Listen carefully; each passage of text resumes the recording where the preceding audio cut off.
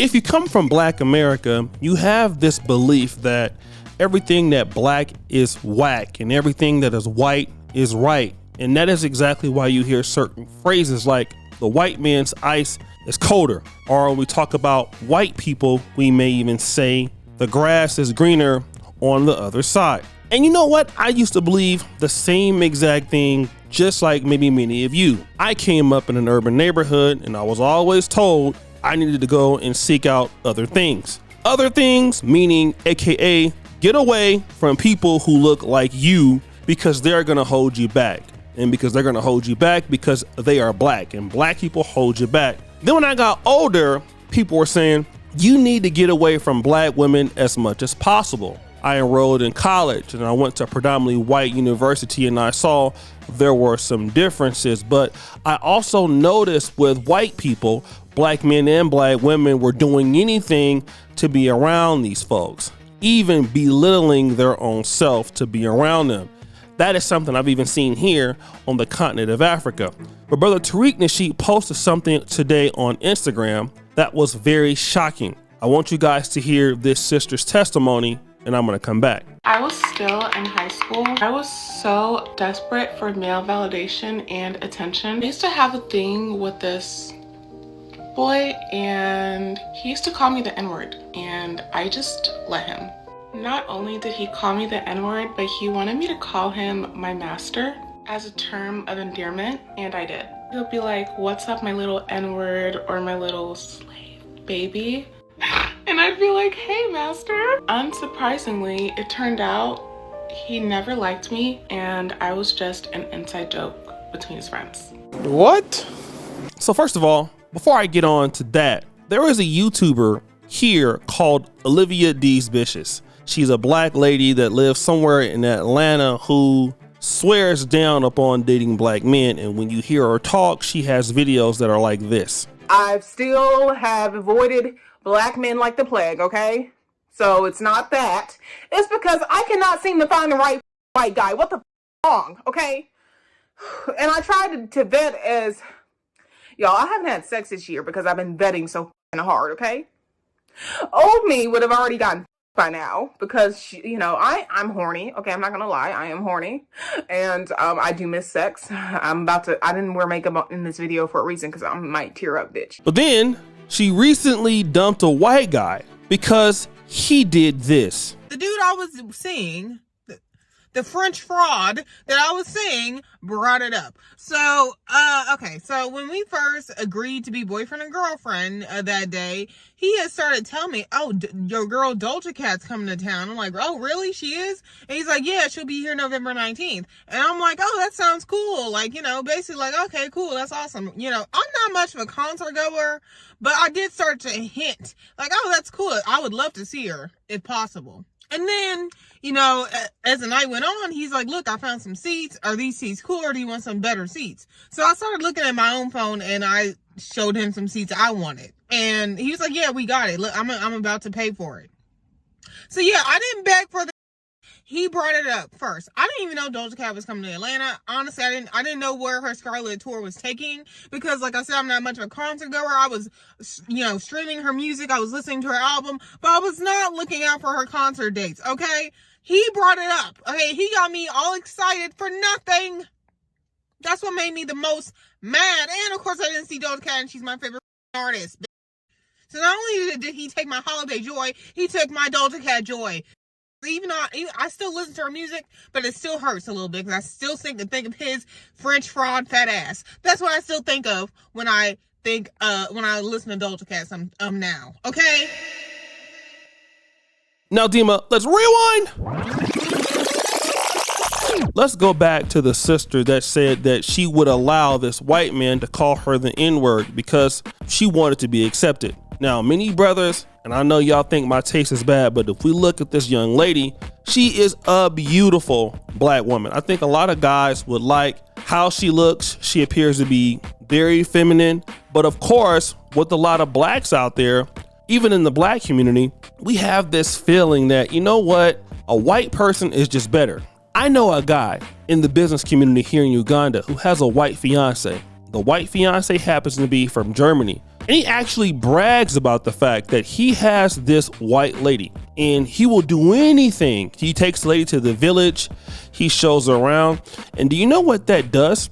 It emboldens people that are white people to even talk down to folks who are black because they look at you as having no self-esteem or low self-esteem.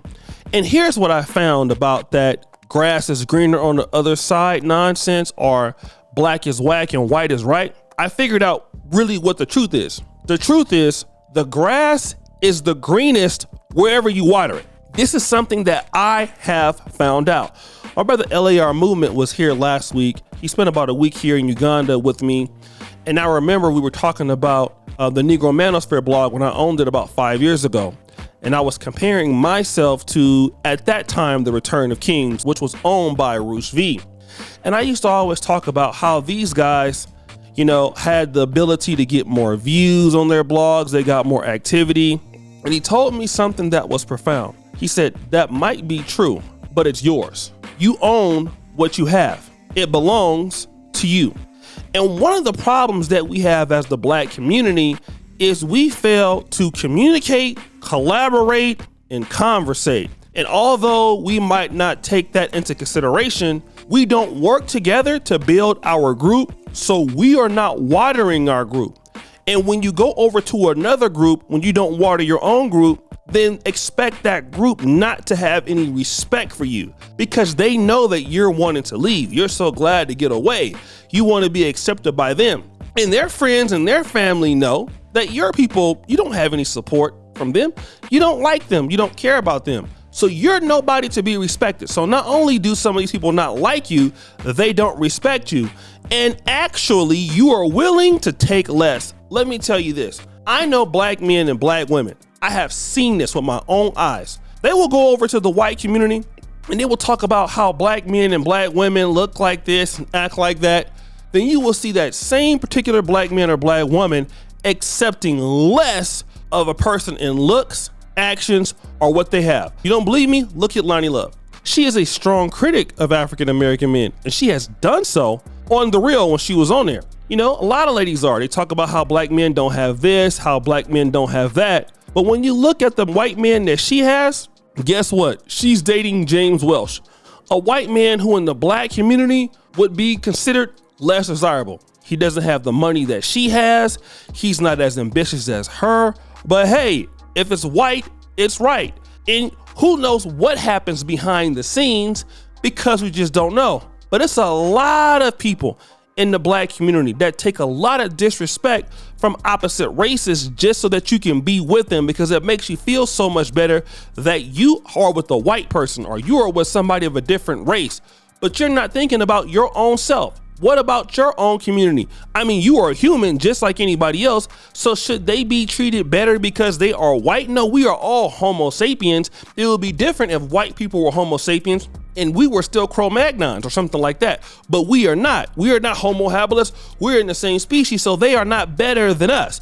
But we still have people who believe the way that we do things is all bad and everything a black person does is bad and we are just so inferior. How about the fact that we have the same 24 hours in a day to put in the work like they do? We can invest in our people like they do. That's exactly why when we had Tulsa and all these other communities, they had to tear it down because they didn't want us to catch up. So if that was the case, why did they tear it down in the first place? Here's where black people need to understand, black men and black women, because we all take this same disrespect, especially when I used to work in corporate America. I would get a backhanded compliment like, oh, you know, you're not like the other blacks, you know, that work here. You're actually on time and things like that. I used to think that was a compliment because for whatever reason, I was stupid. I thought that made me feel good. But in actuality, that was a disgrace, not only to me or a disrespect to me, but every other hardworking black person who shows up on time and take care of their kids and take care of their family. I'm not the only one. Most African Americans are like that. So the reality is that if we cared more about ourselves and more about our people, we would get more respect everywhere in the world. We got all the opportunities that they do. So why are we sitting here taking this kind of nonsense? And I'm glad the brother put it up there because black people gotta wake up. And they taught her a lesson that she should never forget, which is, first of all, respect yourself. Second of all, Don't ever be so desperate you're gonna need to be with somebody outside of your race and then be looking at the people in your own race as a problem. We need to be trying to collaborate with each other more and working together more and investing in our own people so that we catch up to everybody else. The only difference between the blacks and the whites is that they have invested more into their group and we haven't invested as much. That's all that is. We are humans just like them. Ain't nobody better than us. So guys, what do you think? It's your boy, O'Shea Duke Jackson, back at it again with another episode of The Celebrity Junk. Appreciate you for all that you do. Subscribe to the bell. We're out.